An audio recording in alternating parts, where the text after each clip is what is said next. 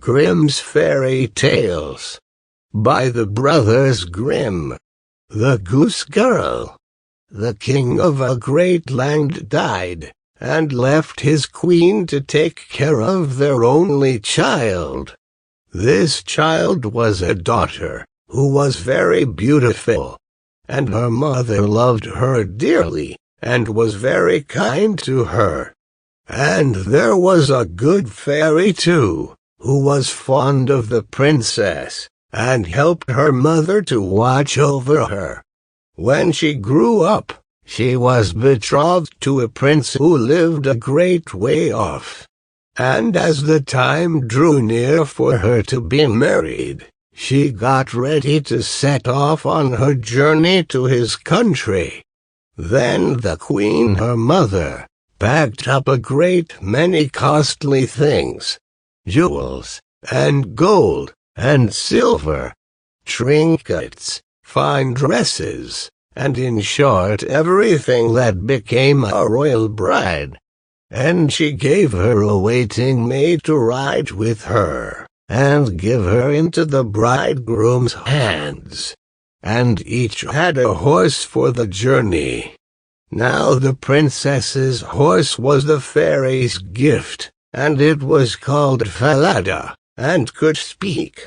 When the time came for them to set out, the fairy went into her bedchamber, and took a little knife, and cut off a lock of her hair, and gave it to the princess, and said, "Take care of it, dear child, for it is a charm that may be of use to you on the road."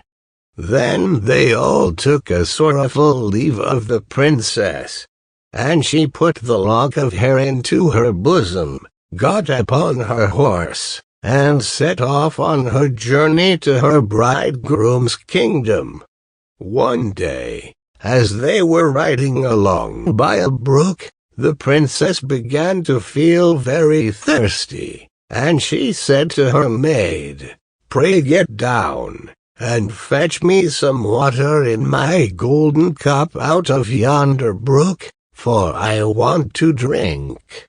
"Nay," said the maid, "if you are thirsty, get off yourself, and stoop down by the water and drink.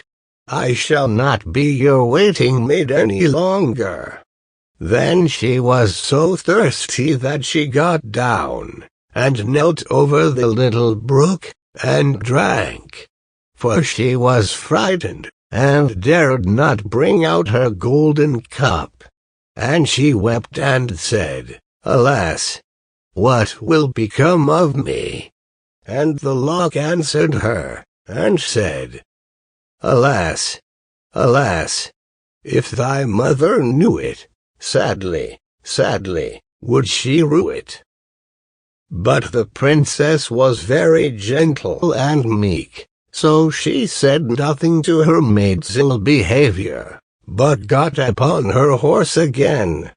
Then all rode farther on their journey, till the day grew so warm, and the sun so scorching, that the bride began to feel very thirsty again.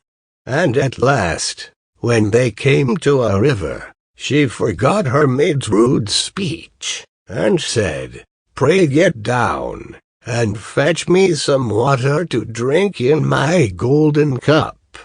But the maid answered her, and even spoke more haughtily than before, "Drink if you will, but I shall not be your waiting maid."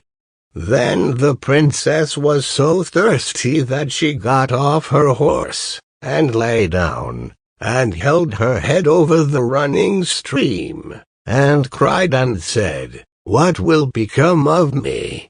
And the lock of hair answered her again, "Alas! Alas!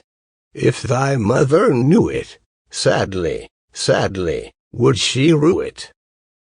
And as she leaned down to drink, the lock of hair fell from her bosom, and floated away with the water. Now she was so frightened that she did not see it. But her maid saw it, and was very glad, for she knew the charm. And she saw that the poor bride would be in her power, now that she had lost the hair. So when the bride had done drinking, and would have got upon Falada again, the maid said, "I shall ride upon Falada, and you may have my horse instead." So she was forced to give up her horse, and soon afterwards to take off her royal clothes and put on her maid's shabby ones. At last, as they drew near the end of their journey, this treacherous servant threatened to kill her mistress if she ever told anyone what had happened. But Falada saw it all, and marked it well. Then the waiting maid got upon Falada, and the real bride rode upon the other horse, and they went on in this way till at last they came to the royal court. There was great joy at their coming, and the prince flew to meet them, and lifted the maid from her horse, thinking she was the one who was to be his wife. And she was led upstairs to the royal chamber. But the true princess was told to stay in the court below. Now the old king happened just then to have nothing else to do. So he amused himself by sitting at his kitchen window, looking at what was going on. And he saw her in the courtyard. As she looked very pretty, and too delicate for a waiting maid, he went up into the royal chamber to ask the bride who it was she had brought with her, that was thus left standing in the court below. "I brought her with me for the sake of her company on the road," said she. "Pray give the girl some work to do, that she may not be idle." The old king could not for some time think of any work for her to do. But at last he said, "I have a lad who takes care of my geese. She may go and help him." Now the name of this lad, that the real bride was to help in watching the king's geese, was Curdken.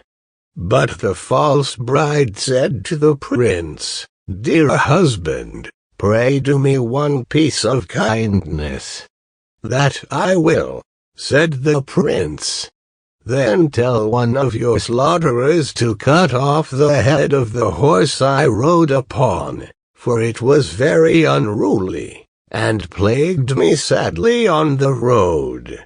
But the truth was, she was very much afraid lest Falada should some day or other speak, and tell all she had done to the princess. She carried her point, and the faithful Falada was killed. But when the true princess heard of it, she wept, and begged the man to nail up Falada's head against a large dark gate of the city, through which she had to pass every morning and evening, that there she might still see him sometimes. Then the slaughterer said he would do as she wished, and cut off the head, and nailed it up under the dark gate.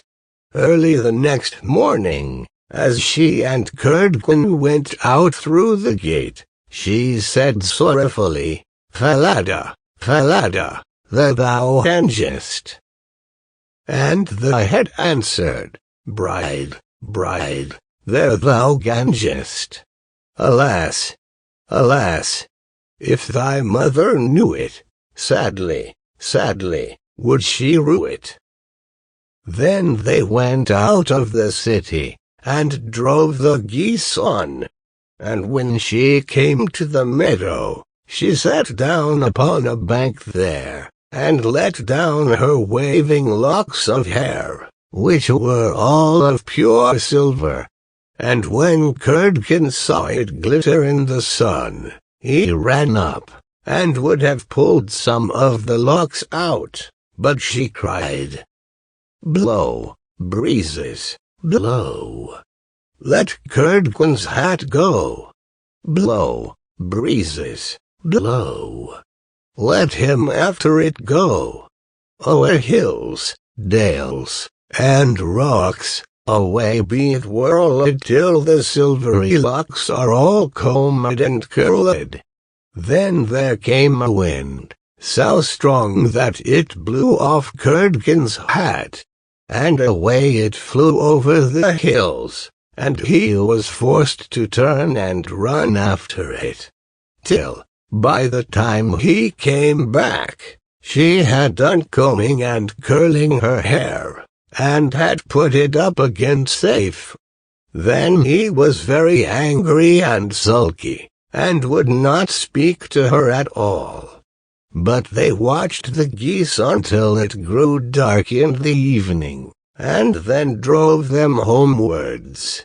The next morning, as they were going through the dark gate, the poor girl looked up at Falada's head, and cried, "Falada, Falada, there thou hangest." And the head answered, "Bride, bride, there thou gangest. Alas, alas, if thy mother knew it, sadly, sadly, would she rue it." Then she drove on the geese, and sat down again in the meadow, and began to comb out her hair as before. And Curdken ran up to her, and wanted to take hold of it. But she cried out quickly, "Blow, breezes, blow. Let Curdken's hat go. Blow, breezes, blow. Let him after it go. O'er hills, dales, and rocks, away be it whirled till the silvery locks are all combed and curled." Then the wind came and blew away his hat, and off it flew a great way, over the hills and far away, so that he had to run after it. And when he came back she had bound up her hair again, and all was safe. So they watched the geese till it grew dark. In the evening, after they came home, Curdken went to the old king, and said, "I cannot have that strange girl to help me to keep the geese any longer." "Why?" said the king. "Because, instead of doing any good, she does nothing but tease me all day long." Then the king made him tell him what had happened. And Curdken said, "When we go in the morning through the dark gate with our flock of geese, she cries and talks with the head of a horse that hangs upon the wall, and says, 'Falada, Falada, there thou hangest.' And the head answers, 'Bride, bride, there thou gangest. Alas, alas, if thy mother knew it, sadly, sadly, would she rue it.'"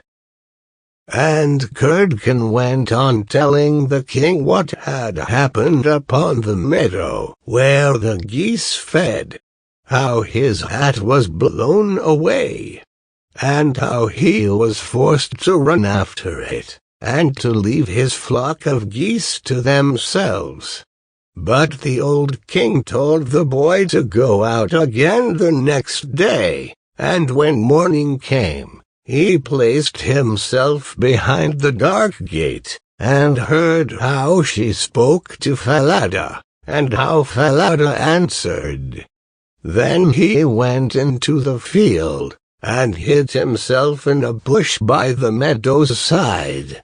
And he soon saw with his own eyes how they drove the flock of geese, and how, after a little time, she let down her hair that glittered in the sun.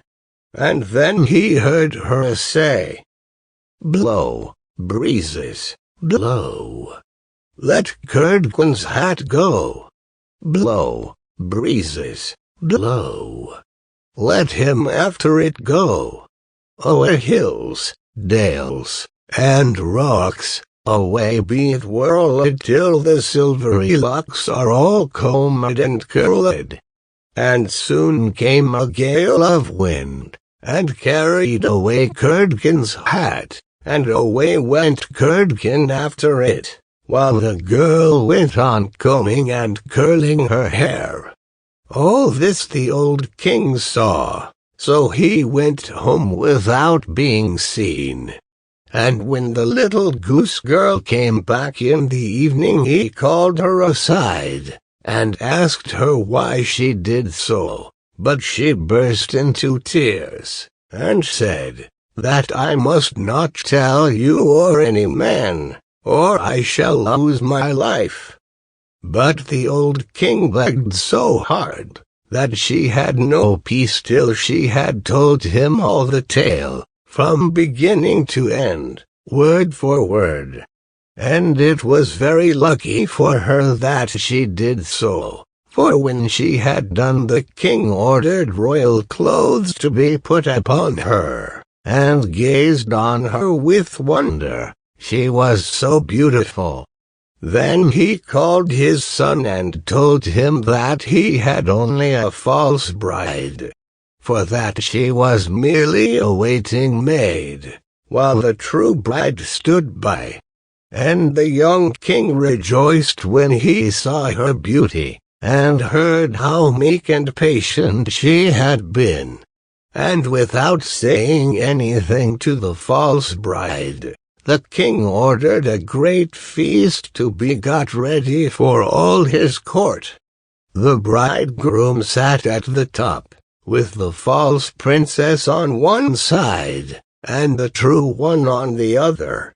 But nobody knew her again, for her beauty was quite dazzling to their eyes, and she did not seem at all like the little goose girl, now that she had her brilliant dress on. When they had eaten and drank, and were very merry, the old king said he would tell them a tale. So he began, and told all the story of the princess, as if it was one that he had once heard. And he asked the true waiting maid what she thought ought to be done to anyone who would behave thus. "Nothing better," said this false bride, "than that she should be thrown into a cask stuck round with sharp nails, and that 2 white horses should be put to it, and should drag it from street to street till she was dead." "Thou art she," said the old king, "and as thou hast judged thyself, so shall it be done to thee." And the young king was then married to his true wife, and they reigned over the kingdom in peace and happiness all their lives.